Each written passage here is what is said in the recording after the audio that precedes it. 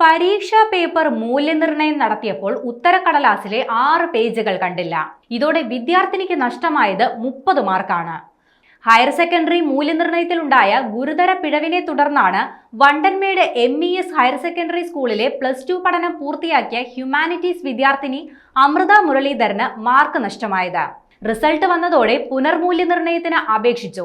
അതിന്റെ റിസൾട്ട് വന്നതോടെയാണ് നഷ്ടപ്പെട്ട 30 മാർക്ക് ലഭിച്ചത്. സോഷ്യോളജിയുടെ ഉത്തരക്കടലാസിലെ സപ്ലിമെന്റ് ഷീറ്റിലെ 3 ഷീറ്റുകളിലായുള്ള 6 പേജുകളിലെ മൂല്യനിർണ്ണയം നടത്താതെ അധ്യാപകർ വിട്ടുകളഞ്ഞു.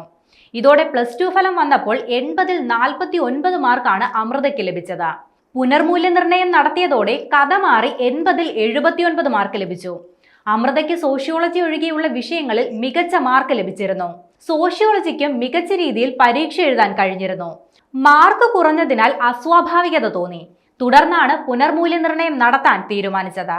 ഇതിനായി ഉത്തരക്കടലാസ് എടുത്തപ്പോഴാണ് 3 പേജുകളിലെ മൂല്യനിർണ്ണയം നടത്താതിരുന്ന കാര്യം മനസ്സിലായത്.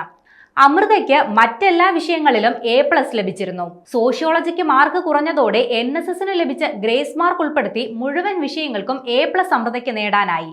എന്നാൽ സോഷ്യോളജിയുടെ മാർക്ക് കുറഞ്ഞതോടെ ഇഷ്ടവിഷയമായ BA പൊളിറ്റിക്കൽ സയൻസിന് അഡ്മിഷൻ നേടാനായില്ല. നിലവിൽ തിരുവനന്തപുരം യൂണിവേഴ്സിറ്റി കോളേജിൽ BA ഇംഗ്ലീഷിനാണ് പ്രവേശനം ലഭിച്ചത്. പരാതി ലഭിച്ചാൽ നടപടി ഉണ്ടാകുമെന്ന് വിദ്യാഭ്യാസ വകുപ്പ് അധികൃതർ അറിയിച്ചു.